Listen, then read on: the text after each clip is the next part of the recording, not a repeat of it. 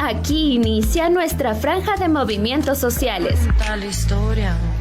Cultura FM 100.9.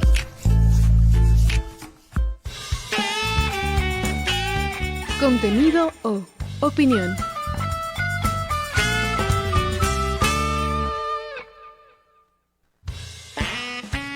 Programa de clasificación B, apto para todo público con vigilancia de adultos.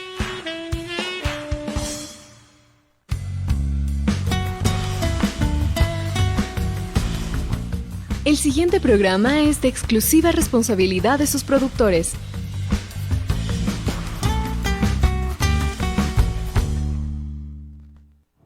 Frecuencia Subversa. Noticias, opinión, entrevistas, contracultura, diversidad, porque nuestra palabra es nuestra arma.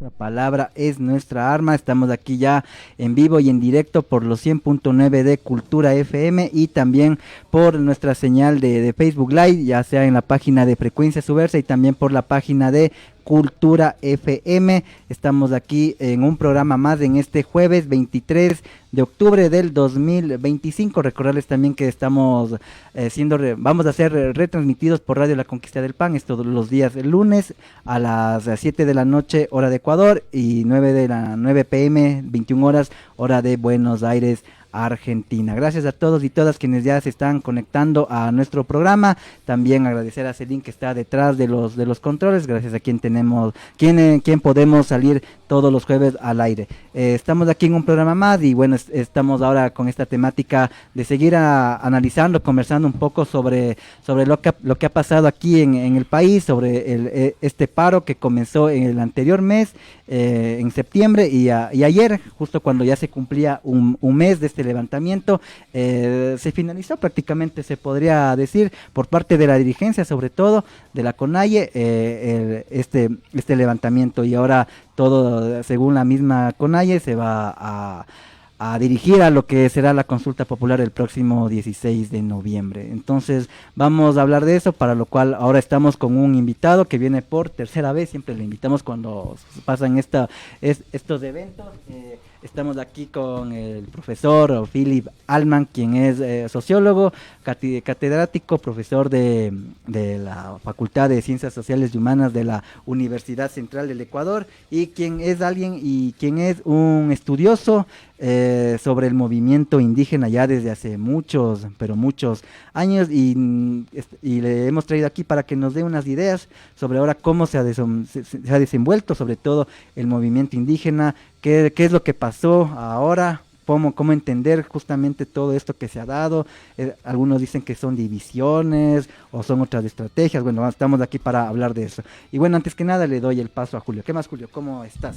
Hola, ¿qué tal con todos y todas? Encantado de estar aquí, poder conversar. Gracias, David. Gracias, Philip. Igual gracias, Celine. Nada, creo que es muy importante el tema que vamos a topar. Hemos venido estos últimos programas realizando varias entrevistas a distintos artistas, distintos proyectos, pero no podemos olvidar este tipo de conversaciones y espacios, que para eso también está nuestro espacio, ¿no? Para debatir ideas, para contrastar los distintos escenarios. Y claro, yo también quisiera conversar con Philip, que nos dé su perspectiva en torno a lo que ha venido pasando en el Ecuador. A mí en lo personal me da mucha curiosidad cosas como, por ejemplo, el hecho de que no se haya centralizado la lucha únicamente en la capital, sino que hayan aparecido distintos focos de lucha a lo largo del país, lo cual hace que, no sé, quizás debamos replantear la estrategia de lucha o replantear mismo cómo observamos las clases políticas aquí en el país. Entonces, nada, encantado y a darle duro para aprender en este momento, en esta buena conversación. Ahora sí, ¿qué tal, Philip? ¿Cómo estás? Así, saludando una vez más y gracias por aceptar por tercera vez la invitación al programa. Siempre con mucho gusto. Muchas gracias por la invitación y con gusto esperemos que muy pronto venga otro paro para hablar otra vez con ustedes. Gracias, gracias. Y justo lo que decía Julio, ¿cómo observaste este levantamiento que, como dijo Julio, ya no se centralizó en Quito sobre todo, sino en otros puntos, especialmente en la provincia de Imbabura? O sea, como recién pasó, es una cuestión que todavía toca pensar bien, analizar bien qué pasó. Yo creo que lo que podemos ver es una serie de estructuras muy típicas del movimiento. Por un lado, esa idea de que no va de arriba hacia abajo, sino de abajo hacia arriba. O sea, si la CONAIE dice, no necesariamente pasa nada, sino es más bien las comunidades, las organizaciones a nivel provincial que definen qué van a hacer. O sea, en el momento el paro terminó, pero sigue en parte, como ustedes seguramente escucharon, que justamente tiene que ver con eso. O sea, ciertas comunidades de Imbabura no están de acuerdo con eso y todavía siguen y vamos a ver qué mismo pasa con eso. Pues el punto es que siempre cuando escucho a la gente hablando sobre el paro y qué está pasando, esa mala comprensión que se enfocan únicamente en la CONAIE y más únicamente en la persona de Vargas, que como presidente de la CONAIE obviamente tiene influencia, nadie dice que no, pero que solamente puede trabajar con las comunidades, con las organizaciones más locales y pues bueno, lo que pasó ahora con un paro fuertemente descentralizado, bastante confuso, con diferentes actores que no se sabe qué están haciendo o no están haciendo, como en el momento. O sea, terminó el paro, no terminó el paro. Y la primera vez hace una semana era la misma cosa, ya terminó, no terminó. Eso puede ser una señal de un cambio de fuerzas dentro del movimiento, que las comunidades y las organizaciones más locales se hacen más fuertes todavía, pero también puede ser efectivamente una señal de una falta de unidad.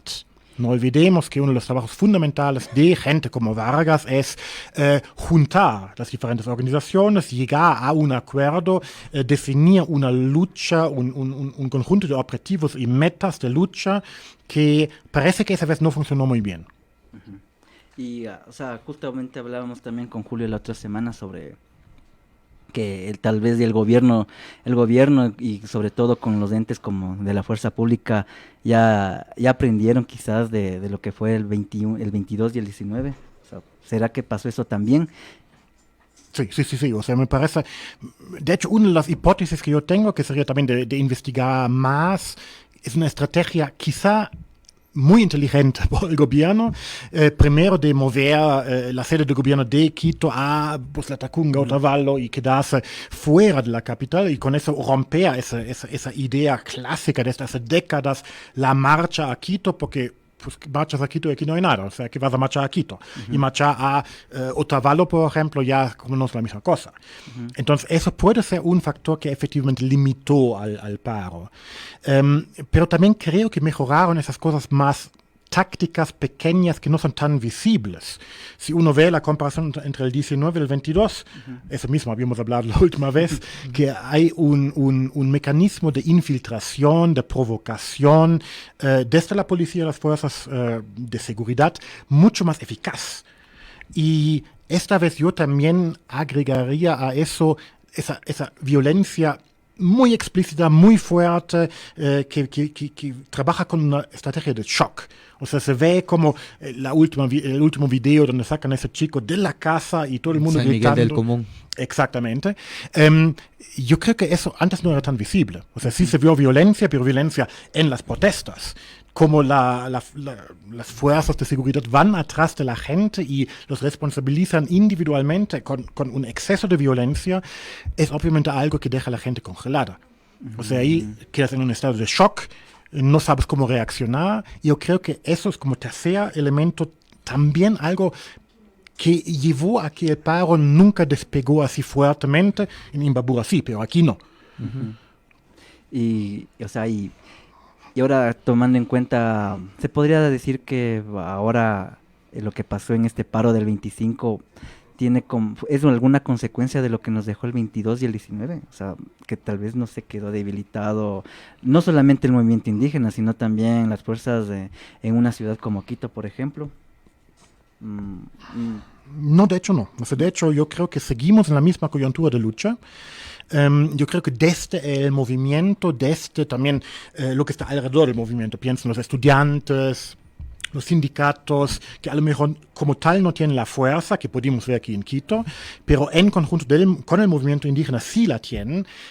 Yo creo que no es tanto el problema de ellos, sino más bien un cambio de coyuntura concreta, que tiene que ver con algunas cosas del mismo gobierno, pero también tiene que ver con, no sé, es temprano para discutirlo, pero quizá el cambio de presidencia de Issa a Vargas también tiene ahí como su impacto, que pues Issa tenía mucho más claro a dónde va y estaba mucho más radical, pues también perdió las elecciones, mientras que Vargas es mucho más buscando soluciones, mucho más pragmático.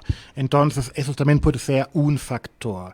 Yo sí creo que seguimos en la misma lucha que desde el 19 se definió como una lucha antineoliberal. Más bien parece que desde el Estado han ido afinando como sus estrategias para poder amedrentar y poder infiltrarse incluso dentro de... Yo veía que había videos de de jóvenes indígenas que parece que les hubieran dicho como párate ahí, te grabo y di que te estamos obligando así a salir al paro.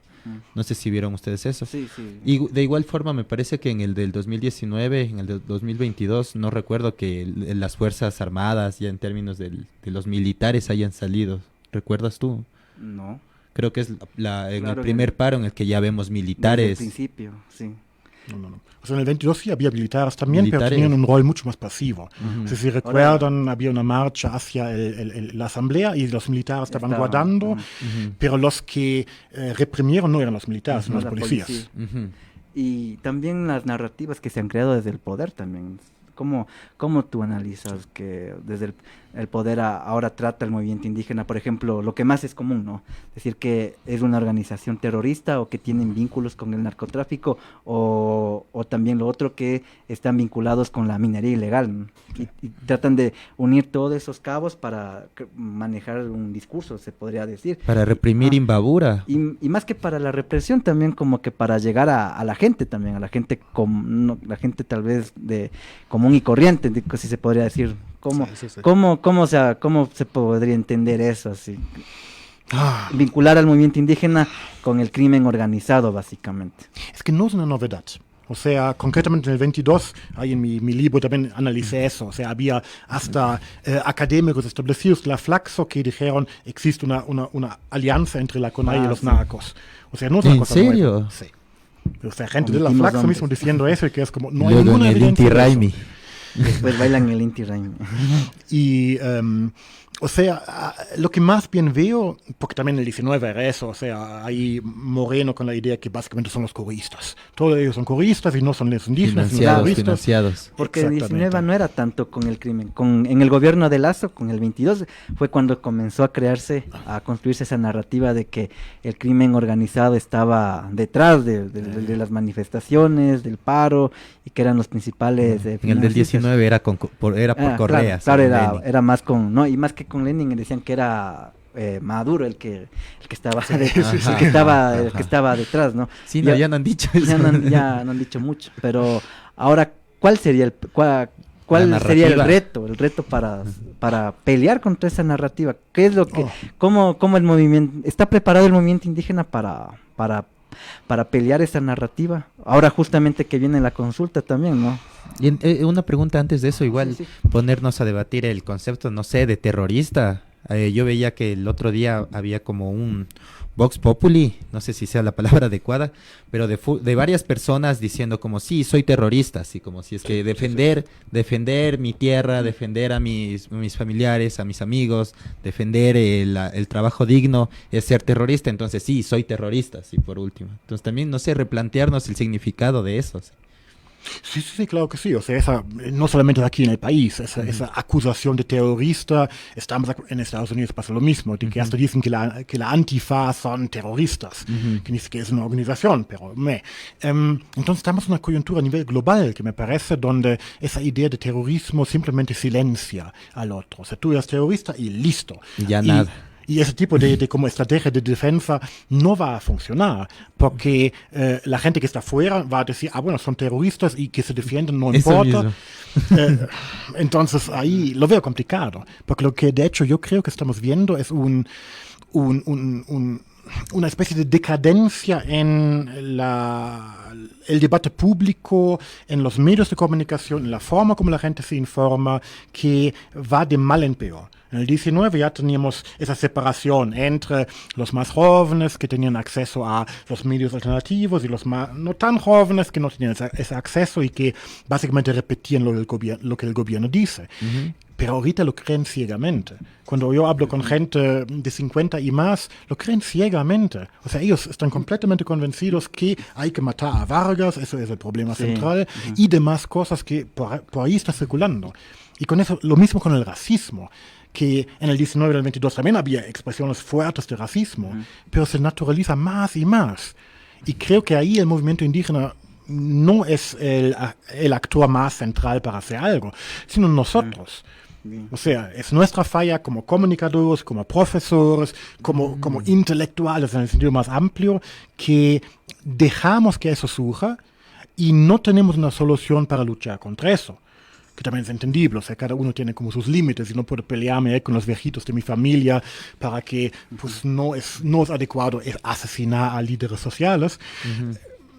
Pero algo hicimos mal y tenemos que ver una solución para luchar contra ese auge del autoritarismo, del racismo, que también tiene, no sé si vieron el último reporte del Latino Barómetro, que tiene un enfoque en la democracia y si decían que gobierna una dictadura. Sí, o sea, básicamente la aceptación de la diversidad política, de los derechos humanos, del Parlamento, de los partidos políticos en Ecuador es el más bajo a nivel americano. No, ¿en serio? Sí. Bueno, pero es que también ahí, bueno, con lo que dices, Philip, uno se pone a ver, a oír a sus amigos, a sus conocidos, las redes sociales, y uno sí ve como discursos así como bien bipolares, así es como que el discurso de los florindos contra el discurso de los correístas o de los terroristas, o en general es como que si no eres del uno eres del otro, así como que tan blanco y negro que la gente como que ya ve que esa persona es la que te está diciendo eso, entonces tú automáticamente piensas lo contrario y hasta más radical, así. Claro. Sí. Sí, o sea, muy de acuerdo. De hecho, me llamó mucho la atención que tempranamente ya dijeron esos indígenas radicales. Y las demandas eran mantener el subsidio al diésel y bajar el IVA. ¿Qué es lo radical de eso? Es verdad. O sea... Sí, y claro, ahora no sé si podemos también hablar esto de cómo Noboa aprovechó eso, ¿no? Porque justamente Noboa llega también al poder por un discurso esto lo hablaba el otro día con otra persona, que llega al poder, o sea, gana las elecciones del 23, ¿no? Cuando la primera vez llega a ganar esa elección por un discurso en ese debate que gana por unos 30 segundos, creo, ¿no? Que dice que va a defender el Yasuní, que no sé qué. Sí. Y ahora, ¿cómo enfrentarnos en cambio a esa temática, ¿no? De las redes sociales donde la comunicación es más fluida, ¿cómo podríamos nosotros así como profesionales combatir eso? Porque ahora, como dice el Julio, o sea, la gente ve y claro, llegan rápidos esos discursos de odio, se podría decir, ¿no? Sí. Son los más sencillos. ¿Cuál sería el viraje cómo se podría dar el viraje a eso? Ahí complicado. La lucha cultural. Sí, o sea, sería básicamente la misma lógica que hace la derecha, que es una metapolítica, una lucha a nivel de la cultura, pero yo creo que realmente lo que como a más corto plazo es relevante es el famoso NIMBY, Not in My Backyard, o sea, las luchas cercanas, piensen en Cuenca. O sea, en Cuenca que era, pues queremos volver a la minería y los cuencanos y en Azuay salieron masivamente a protestar. Yo creo que eso es en el momento la única contrafuerza porque al final de cuentas son promesas rotas, porque dijo vamos a mantener eso y no lo mantienen. Entonces, yo creo que eso va a ser en el momento la estrategia de cómo poner algo en contra. Esas luchas como muy concretas que queremos mantener esto o el otro lugar que está cercano a donde está la gente y donde tiene su interés, que el problema es obviamente qué va a pasar con la Amazonía porque ahí no hay suficientes personas para protestar. Y además no hay esa cercanía. Complicado. Sí, ya, y ahora me recuerdo esto bien, porque, por ejemplo, se decía que, y ahora esto se me escapó del anterior programa, porque al principio de que empecé este paro, había especialmente la gente que votó por la candidata Luisa González, decía, pues qué bueno, decía, porque los indígenas fueron al final los que le dieron el voto a Noboa, decía. Entonces, ahora que disfruten lo votado, o sea, cómo salir de esa lógica que a veces, ahora por ejemplo estamos a cuántas semanas, a 3 semanas dieron otra vez a esta consulta, cómo salir de esa lógica también, ¿no? Que es muy electoralista, o sea, de incluso culparnos entre la misma gente, de decir, no, entonces como tú votaste y ahora disfruta lo votado, como dicen. Ah, sí, o votaste por eso y eres tonto. Ajá. O sea, la verdad es que ya se llega a ese tipo de debates. Claro, y no será también por eso que Noboa también sacó ventaja, o cómo se puede ver eso. Porque también en el 22 también se decía eso, que los indígenas le dieron el voto a Lasso, y ahora también Noboa también le dio el voto a Lasso. Noboa, perdón. Sí. O sea, es una expresión más de esa fragmentación de la sociedad. Y no en muchos fragmentos, sino en 2 fragmentos. O sea, lo de corista, anticorista es ahorita más fuerte que nunca. Piensa los últimos resultados, que era más de 80% votan por esos 2 candidatos, 5% por ISA y el resto por el resto. Ajá. Que nunca ha habido eso. O sea, siempre era como mucho más gente. Como el 90%. Sí, muchos más candidatos con mucho más fuerza que ahorita no hay. Entonces... O sea, el problema fundamental que yo veo es que esa fragmentación y esa polarización lleva a un rechazo a una negociación. Si vieron un poco lo que pasó las últimas elecciones donde ganó Noboa, el movimiento indígena, concretamente ISA, estaba negociando con los coristas, con Luisa, para ver si pueden llegar a algún tipo de acuerdo. Y los coristas dijeron no. En todos los temas que era de debate se negaron. Aborto, no. Extractivismo, sí. O sea, anti-extractivismo, no. No se movieron ni un centímetro y pues después se quejan por qué no nos votan. Pues quizá por eso. O sea, se mantienen ahora, conservadores. Son conservadores. Y ahora esta disputa o este discurso del correísmo, el anticorreísmo, ¿cuánto más va a afectar al tejido social, a estos eventos justamente? Claro, o sea, ¿cuánto más va a afectar? Porque también ese es uno de los factores, ¿no? Para llegar a este punto. Claro, porque yo hasta pienso como que ya va a pasar el tiempo y van a venir otros candidatos con el tiempo, digamos, ya. Y creo que, bueno, sin querer llevar todo esto a lo electoral, pero va a pasar que el siguiente candidato igual va a ser definido en parte por eso de ser correísta o anticorreísta, ¿sí? De hecho, no lo creo. O sea, yo creo que ahorita estamos con una división binaria tan fuerte que se va a mantener durante varios ciclos electorales. Sí, verdad. O sea, va a ser el candidato corista que sea contra en el momento Noboa y en algún momento... como que ya bipartidismo sí. A los Estados Unidos mismo. Y la única esperanza sería pues que cuando Noboa ya no puede ser candidato, que haga el mismo error que hicieron los coristas en su época y pone algún candidato débil que no gana. O sea, yo veo un futuro bastante oscuro ahí. Sí, como más o menos, justo estaba viendo otro día no sé si es casi lo mismo, pero vi este documental del PRI, del México. En México. Y claro, era casi eso, ¿no? Incluso hubo una elección donde ellos fueron la única lista. Sí. Y ganaron casi con el 95%. Como en la central. Claro, ¿no? Claro, o el otro ejemplo que tenemos más claro, no sé si más claro o más cercano, es de Argentina, con el peronismo y el antiperonismo. O sea, ¿será que vamos a llegar a ese punto, pero desde un espacio más micro? Yo creo que estamos peor, de hecho. Porque si ves el PRI en México, lo que después superó el PRI, o sea, lo que ahorita es Morena, sale del PRI. Es la gente del mismo PRI. Si ves los peronistas, hay diferentes grupos de peronistas. Desde lo muy neoliberal y conservador hacia bastante de izquierda. Eso ahorita no hay. O sea, sí, el corismo está como muy limitado en un conjunto de demandas que no van a negociar. Y el otro lado exactamente igual. O sea, por ejemplo, una fuerza fuerte anti-extractivista no existe en el país. ¿Y cómo viste tú a la candidatura de ISA en ese sentido? Me sorprendió. Me sorprendió porque el país es profundamente racista, como todo el mundo sabe. Es la primera vez que una persona abierta y directamente indígena, con presentación indígena, sacó tanto voto. porque Carlos Jaco Pérez, que sacó 20%, pues tiene mucho más apariencia mestiza, de intelectual, que Él se más mueve bien más. era como indigenizado. Sí. Entonces, por un lado lo veo bien, porque eso, o sea, en el primer momento pensé que eso significa que se redujo el racismo. Porque cuando Luis Macas era candidato presidencial hace 20 años, claro, yeah. pues nada, ahí sacó ni siquiera 2%. Sí, pues ahí sacaban 0.1%. Yo me acuerdo que ya era mal. Yo siendo niño decía como, ay, ¿para qué se lanzan así?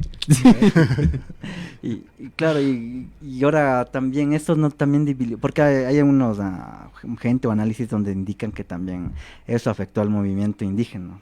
El hecho de la figura de Isa, que como que era muy polémico y todo eso. Era Que quizás era muy radical, decía. muy radical. Muy mariateguista.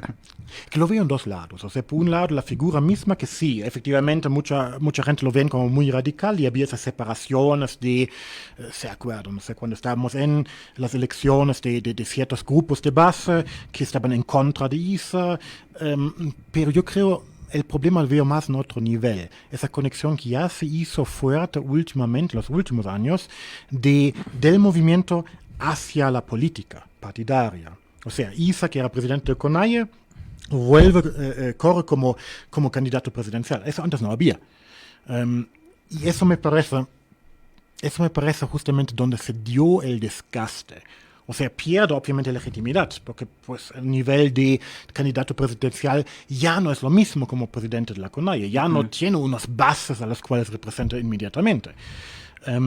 Y eso creo que es más el problema, lo de la radicalidad y también la separación, que supuestamente introdujo un montón de separaciones en el movimiento.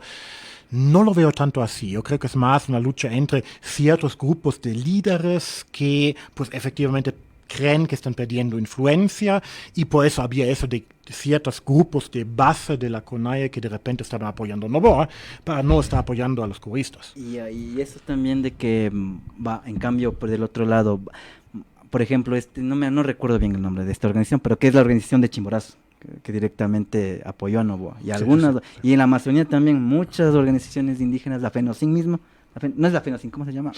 La Confenaye. La Confenaye Sí. Directamente apoyó a Noboa. Sí, sí. Ese también, ahora, ese podría ser también otro síntoma, o cómo se podría leer eso de que de que estos movimientos indígenas apoyen en cambio a Noboa. O sea, la Amazonía creo que es un poco un caso aparte. Justo antes de ayer, hablé con Pablo Ortiz, que sociólogo, que trabaja también sobre la Amazonía y que tiene como un contacto mucho más estrecho con las bases de lo que yo tengo, y él me confirmó eso. O sea, que esa tendencia que siempre ha habido, de que el gobierno va a la Amazonía, va a las comunidades y básicamente los compra. O sea, le compra un nuevo carro al jefe o simplemente les ofrece, no sé, casas o algo, y con eso ellos dicen, sí, bueno, sacan el petróleo, ya estamos de acuerdo. No, en serio. Y eso siempre ha habido. Es como o sea, que va a dejar tributo. Exactamente, o sea, básicamente es lo de antes, que dan un par de perlas de vidrio y por eso les dan el oro. En este caso el oro negro. Entonces, volvió eso y se hizo más fuerte. Y yo creo que tiene mucho que ver con el movimiento y las organizaciones de base que están debilitándose por factores, o sea, en la Amazonía digo, por factores de urbanización y de migración. O sea, mucha gente sale de ahí, estudia en Quito, Guayaquil, Cuenca y no vuelve. Y con eso hay una pérdida de intelectualidad que me parece que en la sierra no está tan fuerte. Por un lado eso, por otro lado a nivel como de la organización en Chimborazo, pues yo creo que es más una cuestión de los líderes. O sea, ahí tenemos que pues un líder en particular que quiere mantener su influencia y por eso toma una posición radical, obviamente con apoyo del gobierno y de su partido, y con eso tiene recursos y influencia, acceso a medios que normalmente no tendría, que también es una estrategia ya vieja. O sea, esa estrategia de estar dividiendo, de trabajar directamente con las bases. Eso inventó Corea. O sea, a nivel sistemático. Corea lo inventó y lo hizo. Está condenando también. Es cierto, ¿no? Corporativismo. Y ahora, bueno, estamos por llegar a la finalización de este primer bloque para irnos de la pausa. Y ahora no una pregunta abierta, pero tal vez para responderla en el siguiente. Ahora, ¿cómo va a cambiar al movimiento indígena? Tú que has estudiado mucho el movimiento indígena, has escrito mucho aquí, como en este libro, Ahora, todo lo que hemos hablado en estos minutos, ¿cómo afectaría el desarrollo del movimiento indígena de aquí en un futuro? ¿Cuáles serían las consecuencias? O ponerlo más preciso, ¿este es un nuevo momento para el movimiento indígena? Es un nuevo momento para toda la población. O sea, yo creo que el movimiento indígena está cambiando profundamente porque está cambiando las comunidades indígenas. Se hacen más urbanas. Esa coherencia de las comunidades que había en los años 80 y 90 se va perdiendo porque mucha gente vive en las ciudades y con eso cambia también la cara del movimiento. O sea, hay mucha gente que tiene estudios de universidad o hasta de posgrado, que toman posiciones importantes en el movimiento, que tienen otras maneras de expresarse, que tienen otros intereses, que conocen otro mundo y no es una crisis, es un cambio. Yo creo que ese cambio va a tomar algún tiempo y va a volver a una fuerza considerable, pero en el momento estamos en un momento donde los viejitos pues vienen de la lucha por la tierra. De los 90. De los 90 o antes, y los jovencitos pues no tienen mucho de esa lucha de la tierra. Ellos son mucho más pragmáticos, claro, por un lado, y por otro lado conectados a intereses urbanos. Son gente ya del 2000 prácticamente, ¿no? Claro. Millennials. Sí. Eso. Y bueno, eso ya para toparlo entonces, hablar justamente de estas nuevas generaciones. En el siguiente bloque nos vamos a los publicitarios de Cultura FM, aquí en Frecuencia Subversa Radio, porque nuestra palabra es nuestra arma. Frecuencia Subversa, noticias, contracultura, diversidad, contrainformación, porque nuestra palabra es nuestra arma.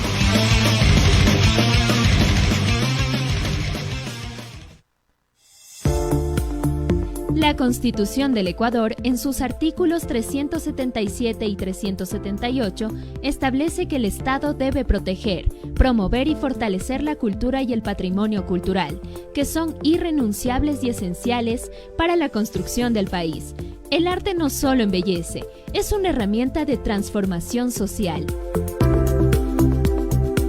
Estudios internacionales indican que la inversión en cultura mejora la educación, reduce la violencia y fortalece la cohesión comunitaria. Nuestro compromiso es visibilizar todas las voces, respetar las cosmovisiones diversas, difundir el arte en todas sus formas, contribuyendo a la construcción de una sociedad más justa, inclusiva y plural, donde la memoria de nuestros pueblos siga siendo parte del presente y trascienda generaciones.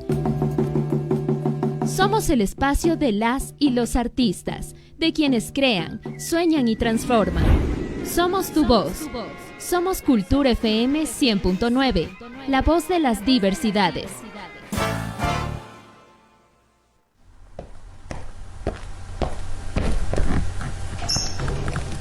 Hola, ¿qué tal? Soy Daro. Dicen que las primeras veces son memorables. Creo que tenía entre 8 o 10 años cuando escuché por primera vez en la radio una música que se quedó conmigo para siempre. Sus sonidos estrambóticos y desordenados, con movimientos eufóricos y gritos de rebeldía, estaban a otro nivel. Nosotros no hemos inventado la música rockera que en ocasiones enturbia la mente de los jóvenes. Y a pesar de que hicieron de todo para escondernos y acabar con nosotros, no pudieron. Somos los hijos del rock. Te espero cada domingo de 5 a 7 de la noche en Cultura FM.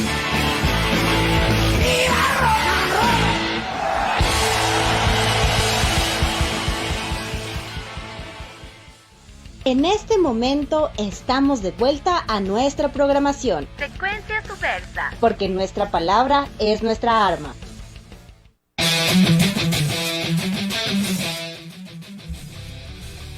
Y estamos de vuelta aquí en Frecuencia Subversa Radio, porque nuestra palabra es nuestra arma.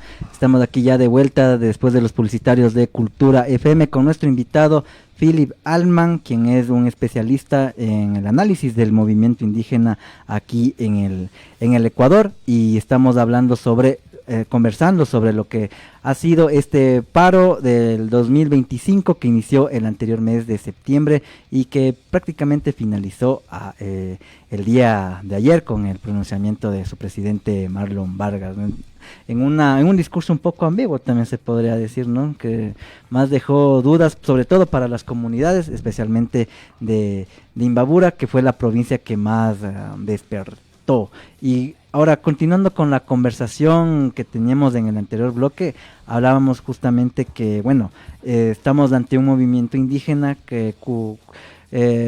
cuyas personas, cuyos individuos ya son más de esta generación, ¿no? De los 2000, los famosos millennials, como se dice, ya más un poco apegados a las lógicas, no sé si del urbano se podría decir, del tecnológico, y ahora, ¿cómo entender las necesidades de estos jóvenes, hombres, mujeres, con lo que es el movimiento indígena y con lo que ha dejado también estas movilizaciones del 19, del 22 y ahora del 25? ¿Cómo entenderlos a ellos ahora? O sea, ¿cuáles serían las necesidades? Justamente en la pausa hablábamos de que un analista no tan apreciable hablaba tantas cosas, bueno, y en algo que tenía razón era que, o sea, sí, que ahora los jóvenes indígenas como que tienen otras aspiraciones, ¿no? Sobre todo por lo económico.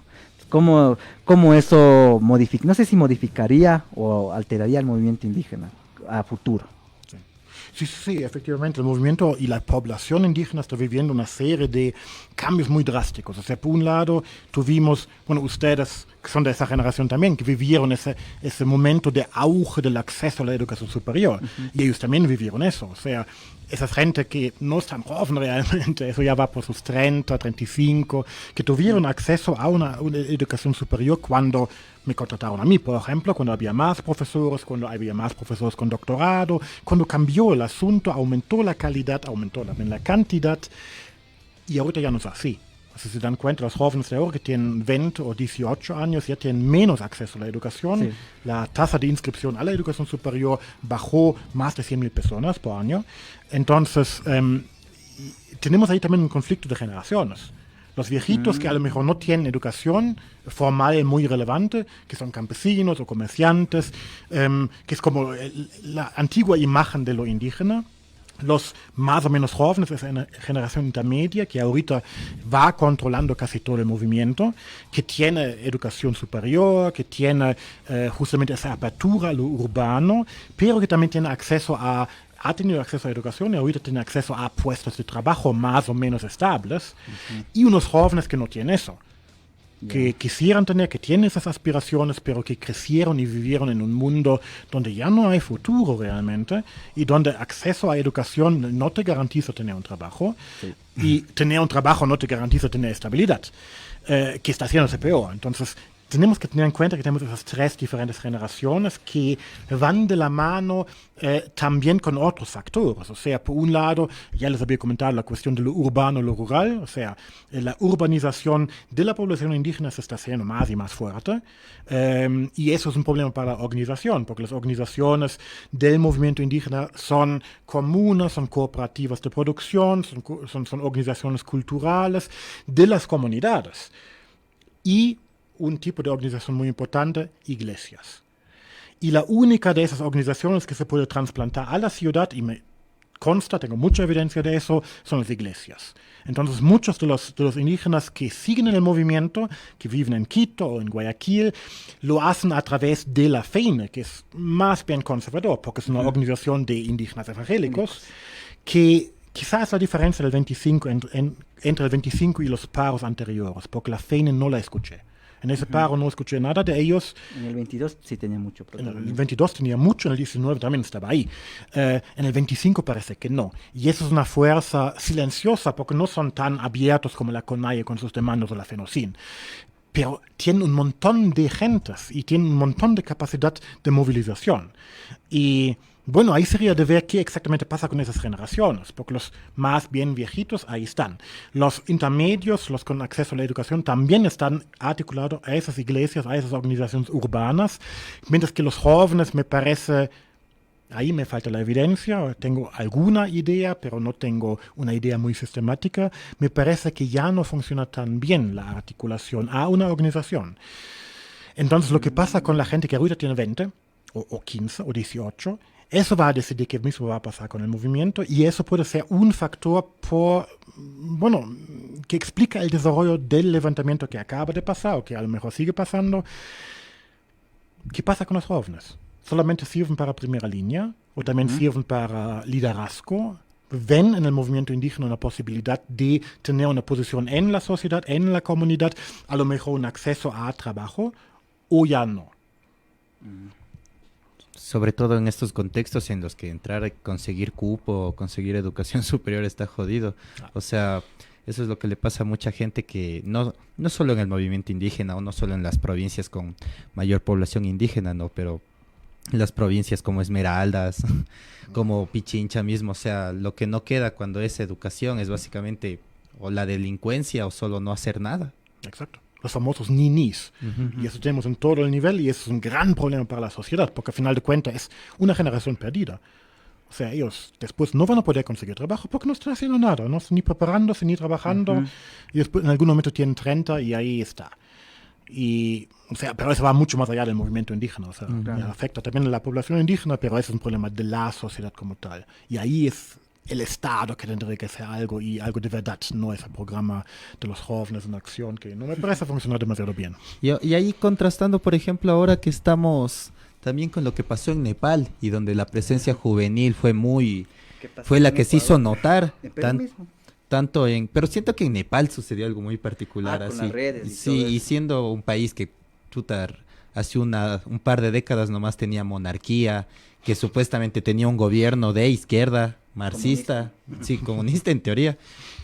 O sea, eso me llama bastante la atención. Como en Nepal, o sea, no estoy diciendo que Ecuador esté muy, muy desarrollado en términos académicos o intelectuales, pero yo veía que Nepal tenía como unos bajos estándares incluso de educativos, así. Por eso me llama bastante la atención como realmente contrastar eso, la juventud de Nepal que está haciendo maravillas con las redes sociales, con el Twitch, me parece, o era el Discord, donde eligieron a la primera ministra. Entonces me llama bastante la atención, o es que quizás allá lograron romper unas barreras que aquí en cambio la gente quiere mantener, así. Me parece súper interesante la comparación, o sea, no solo en Nepal, también en Madagascar, donde pasó algo muy parecido con la generación Z, los jóvenes. Quizá tenga que ver con el hecho de que en Nepal, en Madagascar, esas organizaciones de la sociedad civil o estaban quemados, como en el caso de Nepal, con los maoístas y marxistas y naxlistas y ¿cómo se llaman todos esos? Y en Madagascar, según lo que me contaron, pues no hay mayor cosa de sociedad civil, o sea, aquí sí. Quizá un problema para que no se convierta en una rebelión de la generación Z era la fortaleza del movimiento indígena, que aquí canaliza esa energía y necesariamente produce una especie de compromiso entre los millennials indígenas y la generación Z indígena, y de esa manera como se evapora esa espontaneidad que es tan importante para los movimientos en el momento de la protesta, pero también para los jóvenes, que son altamente espontáneos. O sea, si uno ve lo que pasó en Nepal o lo que pasó en Madagascar... Sin que les obliguen, ni les sancionen, ni les condicionen. Y espontáneamente, la elección de la presidenta era como, hagamos eso, a ver, y ya. O sea, no era como la planificación. Entonces puede ser que eso como quitó un poco la energía y el potencial de... el propio movimiento indígena. Exactamente. Una contradicción ahí muy interesante. Justamente también lo que pasó en el 19 y en el 22. Y sobre todo cómo terminaron los paros. Eso también, o sea, eso yo pensaba cuando inició el paro del 25, digo. Querrá la gente de las comunidades arriesgarse a sabiendas de lo que pasó en los dos anteriores paros. Y ahí quiero entrar en esto de que es otro tema que también quería proponer para hablarlo, que es, y lo que se vio mucho en Imbabura sobre todo, que es esta distancia que hay entre las bases, las comunidades y las dirigencias. ¿Qué tan desgastada puede estar ahora esta relación entre estas dos partes? Porque sí se ha visto mucho eso, ¿no? Porque la anterior semana mismo decía, ya se acaba el paro porque ya hay unos dirigentes que están negociando con delegados del gobierno, pero al otro lado las bases decían, no, aquí seguimos todavía. Claro. ¿Qué nos deja ahora? No sé si enfrentamiento o esta rencilla entre estas dos partes, ¿qué nos puede dejar a un futuro en este que es el movimiento social más grande del país? Es la gran pregunta de lo que va a pasar ahorita, porque lo que posibilitó el levantamiento del 19 del 22 era justamente esa cohesión interna, que los diferentes presidentes de la CONAIE y de las otras organizaciones, FEINE, FENOCIN, eran capaces de articularse con las diferentes bases en los diferentes niveles, a nivel provincial, a nivel local, de tal manera que podían mantener una movilización amplia con un montón de recursos, un montón de esfuerzo, con gente que se lastima, que se muere, durante un tiempo relativamente prolongado, que ahorita parece que no funcionó así. O sea, básicamente todo lo que pasó era en Imbabura y la CONAIE no logró mover mayor fuerza hacia Imbabura. O sea, en lugar de hacer una marcha, no a Quito, sino a Imbabura, y apoyar a los compañeros ahí, casi no se dio nada de eso.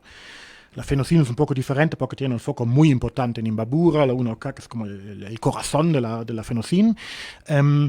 Pero eso puede significar que efectivamente lo que produjo la fuerza del movimiento en el 19 y el 22 se perdió. En el momento tenemos que ver cómo, o sea, el movimiento, no nosotros, de cómo se vuelve a conectar los diferentes niveles entre sí para volver a una capacidad de movilización y para volver a una organización fuerte. ¿Y ahora qué tan larga, prolongada podría ser esa reconstrucción? O sea, sí, yo imagino que esa es una reconstrucción ya de estructura misma, o sea, de la estructura misma. Y ahora teniendo en cuenta también de lo que hablamos hace unos instantes de esta población que nació en los 2000, que no vivió sobre todo lo que fueron los 90s. ¿Cómo se podría reconstruir eso, no? Esa creo que es la gran pregunta, y frente a un gobierno que ya vimos que no tiene miedo, ¿no? A mandar toda la fuerza del Estado con militares y policías y todo. Creo que esa es la pregunta, ¿no? Que vamos a ver cómo se responde o qué pauta podríamos tener ahí. O sea, hay que ver qué mismo pasa con los jóvenes, porque yo, o sea, por un lado estoy un poco atemorizado por lo que veo de esos masculinismos, esa tendencia a la ultraderecha que está muy presente entre ellos. Pero al mismo tiempo pensando en Nepal o en Madagascar, los jóvenes muchas veces no tienen problema de decir lo que quieren. O sea, a diferencia de nuestra generación, bueno, su generación un poco más joven que la mía, que vas como más buscando pragmáticamente. Los jóvenes son famosos por decir, queremos eso, no voy a trabajar más si no me pagan, etc. Entonces, puede ser que desde los jóvenes nazca una renovación de las organizaciones indígenas, que ya no es, bueno, ustedes negocien y les apoyamos, sino, a ver, yo quiero que me representen a mí. Y de esa manera quizá van a deshacerse o a renovar algunos de esos liderazgos que en el momento más bien van frenando para ser como más activos. Por eso yo no creo que es un cambio como estructural como tal, sino más bien hay que tener en cuenta, hablamos de miles y miles de organizaciones y algunos de esos funcionan perfectamente bien. Algunos funcionan perfectamente mal. Si un número relativamente pequeño, se renueva y llega a un planteamiento más claro, una capacidad de movilización más clara, cambia todo. Y ahí lo que falta es justamente la cúpula. Porque al final de cuentas se trata de hacer un acuerdo entre esos miles de organizaciones y para eso sí necesitas a un Vargas o la presidencia de la FENOCIN, de la FEINE, para que justamente coordine todo eso. Y me parece que pues eso no funcionó muy bien. Y ahí pues quizá Vargas aprendió algo, quizá surge otra persona que es capaz de mantener eso, porque Issa sí lo pudo hacer. Y el otro Vargas antes de Issa también lo pudo hacer. Entonces ahí funcionó más o menos bien.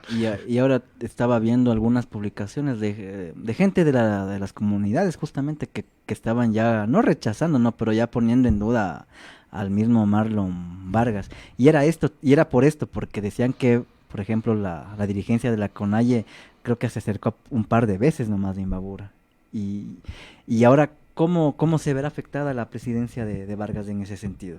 ¿Será que resiste? Porque ahora quiere como que toda la fuerza dirigirla a la consulta. Claro.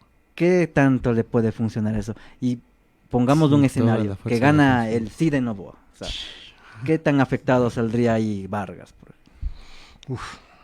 Es que ahí como confluyen varios elementos al mismo tiempo. O sea, primero, el foco en la consulta no va a cambiar. porque ya viene pronto. Entonces van a enfocarse 3 en semanas. eso con energía reducida. Porque, Por eso pues, tampoco ya no hay paro, pues. exacto. O sea, van ahí con energía reducida, pero va a hacer eso. Y un problema fundamental es, si se dan cuenta, desde el 19, son puras luchas defensivas. No queremos perder lo que tenemos, queremos mantener los derechos que conquistamos y casi no hay nada propositivo propiamente. En el 19 había un poco esa idea de país postpetrolero que se perdió un poquito en el discurso. En el 22 y ahorita no hay nada de eso. Nada de Es solo defensa. Y lo mismo con la consulta, es solamente defensa, no queremos pelear. La Constitución no está perfectamente bien, pero al menos hay derechos de la naturaleza, hay derechos lingüísticos, etcétera, etcétera, y no queremos perder eso. Entonces, estamos con una constante lucha de defensa que también va desgastando. No tienes como un horizonte utópico donde quieras ir, sino no quieres irte de un cierto lugar. Y si estás siempre en la defensa... Y se vuelve una tendencia conservadora a la larga. Sí, pero también es desgastante. Y ahora, ¿qué tanto le pesa a la CONAIE ser no digo la única, porque hay organizaciones estudiantiles, sindicales, pero ¿qué tanto le pesa a la CONAIE ser la única la única organización que ahora se atreve a veces a desafiar al poder? O sea, porque seamos sinceros, o sea, la convocatoria de los sindicatos es mínima. O sea, aquí mismo en Quito, hoy se suponía que había... Las convocatorias en Quito están divididas, O sea, el uno va al norte, el otro va claro, al sur, el otro va al centro. Suponía que hoy había justamente unos sindicatos convocaron unas marchas, pero como la CONAIE terminó el paro, suspendieron las marchas. Entonces, ¿qué tanto le pesa eso a la CONAIE para haberse desgastado ya un poco? Yo no creo que es tanto un peso para la CONAIE, sino es más una cuestión de línea donde quieren ir. O sea, con Isa había una línea muy clara, él habla, también desarrollo yo un poquito, del poder popular plurinacional, que es esa alianza entre los jóvenes, los indígenas, los sindicatos, mujeres, ambientalistas, que todos trabajan juntos en un programa bastante abierto, a diferencia de lo que era antes, donde la plurinacionalidad estaba claramente definida. Y el problema de Vargas es que como no tuvo tampoco el tiempo, o sea, recién se hizo presidente hace un par de meses, no es que estuvo ahí un montón de tiempo. No tuvo el tiempo y no tuvo la capacidad de tener un proyecto parecido. Entonces, igual mucha gente estaba como viéndole, como, ¿qué vas a hacer? ¿Vas a hacer paro? ¿Vas a hacer? Pero vas a hacer. Con la presión. Con la presión de ley me toca hacer. Sí. Y por eso estamos ahí en una situación donde no creo que es un desgaste como tal, sino es más bien una pérdida de horizonte. El movimiento y los demás, estudiantes, etcétera, no saben dónde ir. No hay línea política clara. Más o menos sacarle a Nova, pero ¿qué más? Pero ¿qué viene después? ¿Qué viene después? Sí. Era lo que decíamos la anterior vez, como del 2019 venía esa frase de octubre vive, octubre volverá, pero claro, vuelve y ¿qué hacemos? ¿Qué proponemos? ¿A dónde vamos? Sí, ¿y alguna una pregunta para ti, Philip, así en lo personal, quizás como docente académico de la Central, ¿cómo viste tú el movimiento estudiantil en este paro? Es que yo tengo la desventaja que soy profesor de sociología, entonces yo soy profesor de la gente más politizada que hay. Ajá. Y la gente que yo conozco ahí estaba organizando convoys humanitarios de verdad, todavía están en eso, están coleccionando dinero, están ahí protestando como apoyo. Entonces lo que yo vi era un compromiso muy fuerte y gente que sí pone como el cuerpo y está ahí, y pues que también fueron víctimas de gases lacrimógenos, etcétera, cuando atacaron a la Universidad Central la semana pasada. Pero el problema es, obviamente, no conozco las carreras que son un poco menos políticas. O sea, ahí de eso no puedo hablar. No sé si tenemos ahí un gran movimiento. También. Sí, también. Sí, estaban en vacaciones. Y realmente es también la cuestión. O sea, recién volvimos en la central a clases. Y ya ¿Qué va a pasar? Y ya se bajó un poco. Sí, pero eso puede ser como un momento de despertar, de organizarse, de mantener ciertas cosas o de volver a conectarse. Que sí estoy viendo, o sea, todavía están en eso de como coleccionar material, de apoyar a la gente en Imbabura. Hay que ver cuánta gente se suma. Porque si son los mismos 20, 30 personas, perfecto para ellos, me impresiona un montón, pero no es mucha gente para hacer el movimiento.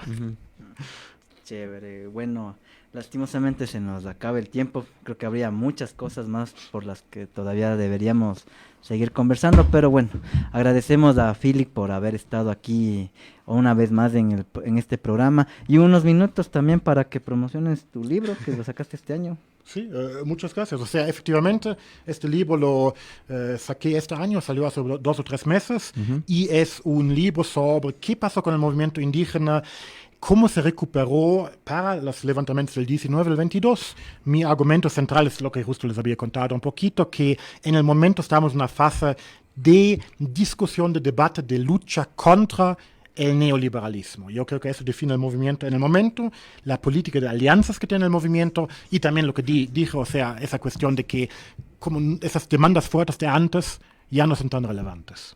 Y ahora con lo del 25, ¿cómo será también, no? O sea, para mí se conecta perfectamente bien, solamente que salió más mal, por razones que hay que investigar bien. Para otro libro. Sí. Chévere. Muy bien. Gracias, Philip, de verdad, un gusto tenerte aquí una vez más en el programa para hablar también, ¿no? Desde este punto de vista, no sé si un poco más estructural, académico, viéndolo también un poquito de afuera. Vamos a tratar de seguir conversando, de tener más invitados para hablar todavía de esto. Hay muchas cosas que decir. Y nada, gracias, Philip, de nuevo. Unas últimas palabras ahí para la audiencia. O sea, muchas gracias por invitarme, me parece su espacio súper interesante, siempre intento de seguirles y bueno, yo espero que con eso no termina el debate sobre el paro, porque más allá de la lucha concreta es importante entender qué pasó para poder aprender de ello. No digo para el militarismo, sino más bien entender la sociedad para poder cachar por dónde vamos y para poder cambiar ciertas cosas. Julio. Nada, encantado de haber conversado contigo, David, también contigo, Philip. Aprendí bastantes cosas realmente, contrasté otras y para eso está este espacio, ¿no? Para contrastar nuestras posturas y para seguir aprendiendo. Eso y claro, no abandonar también este debate es muy importante. Siempre tenemos invitados o conversamos de coyuntura o tenemos invitados para hablar de coyuntura y ojalá podamos seguir teniendo invitados valiosos para que sigan enseñándonos y compartiendo de pensamientos. Nada, muchas gracias. Gracias, Philip, de nuevo, gracias, Elin, y bueno, también gracias a todos y todas quienes se conectaron por el Facebook y también, y por supuesto por la señal de los 100.9. Ya en unas horas nuestro programa también en nuestra cuenta de YouTube, Frecuencia Subversa Radio. Eso ha sido todo por este programa del 23 de octubre del 2025. Nos vemos hasta el siguiente jueves. Chao. Chao. Sí, ahorita no. Aquí termina Frecuencia Subversa, porque nuestra palabra es nuestra arma. Nos encontramos la próxima semana en nuestra siguiente emisión. ¡Apóyanos!